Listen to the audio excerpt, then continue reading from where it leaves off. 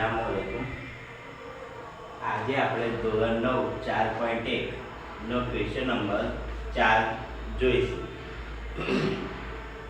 જો શું કહે છે પ્રશ્ન કે વર્ગમૂળમાં 9.3 સંખ્યા રેખા પર દર્શાવો. બરાબર છે. તો જો પહેલામાં મેં એક અહીંયા સંખ્યા રેખા દોરી દીધી છે. તમારે પણ તમારી ફૂટપટ્ટીવાળી એક સંખ્યા રેખા આવી દોરી દેવાની છે અને એની અંદર ફૂટપટ્ટીની અંદર કમ્પ્લીટ જે 1 2 3 4 5 6 7 8 9 10 11 12 13 14 અને 15 સુધી માપ આપેલા હોય છે. તો તમારે સરસ રીતે માપ ઉપર જ ફૂટપટ્ટીના આવા અંક લગાવવાના છે. હવે શું કરીશું આગળ કે જો 9.3 છે ને, તો અહીંયા આગળ આ 9 છે અને એના 0.3 એટલે આવા નાના નાના લીટા કરેલા હશે ફૂટપટ્ટી ઉપર, 1 2 અને આ 3. બરાબર. તો ત્યાં આગળ આપણે અહીંયા આગળ એક લીટી કરી દેવાની છે. બરાબર. અને આપણે અહીંયા આગળ ત્યાં 0. તો હવે આ વચ્ચે શું લખી દીધું? આપણે લખી દીધું 9.3. બરાબર. પછી શું કરવાનું છે કે એનાથી 1 સેમી, જે આપણે અહીંયા 9.3 કર્યું ને એનાથી 1 સેમી આગળ જવાનું છે.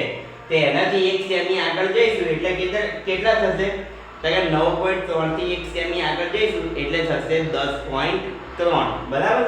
તો અહીંયા જો આ 10 છે અને આ આગળ 1 2 અને આ 3, તો અહીંયા થઈ ગયા આપણા 10.3. બરાબર. તો અહીંયા આપણે આ 10.3 થયા.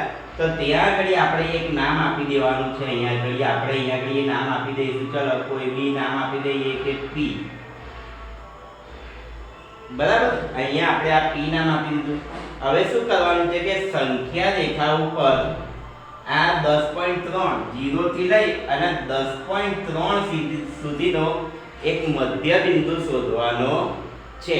તો જો આપણે એ રીતે પણ શોધી શકીએ કે કેવું કે જો 10.3 એટલે મધ્ય બિંદુ 5 આવે.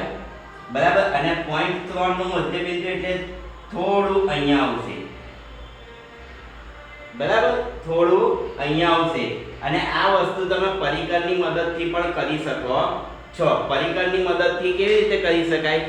તો અહીંયા મૂકી અને થોડું અહીંયા 0 ઉપર પરિકરની અણી મૂકી અને આ 5 હોય ત્યાં આગળથી એક શું કરવાનું છે?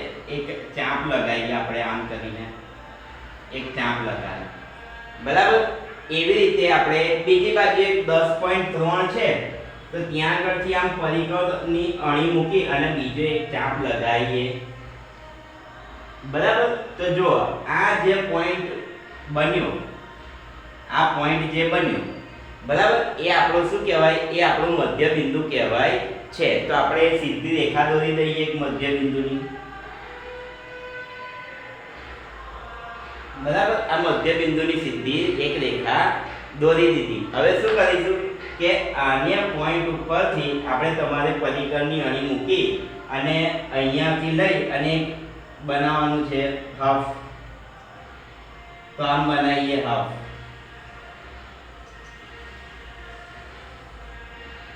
બરાબર. આવી રીતે હાફ બનાવવાનું છે અને આવી રીતે બનાવી અને શું કરવાનું છે કે જે આ જગ્યા ઉપરથી તમારે આ ફૂટપટ્ટીની સ્કેલ લઈ અને આમ એક સીધી રેખા દોરી દેવાની છે. આમ એક સીધી રેખા દોરી દેવાની છે આ જગ્યા ઉપર.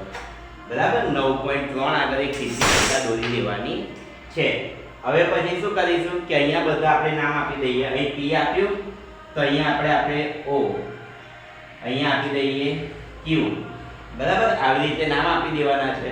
અને હવે જુઓ આ જે માપ છે અહીંથી અહીં માપ, તો તમારે શું કરવાનું છે કે પરિકરની અણી કમ્પ્લીટ અહીંયા મૂકવાની છે અને પેન્સિલની અણી આની ઉપર કમ્પ્લીટ મૂકવાની છે આ રીતે.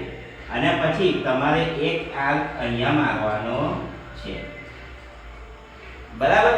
આવી રીતે એક આર્ક માર્યો એટલે આ આપણું બની ગયું વર્ગમૂળમાં 9.3. બરાબર.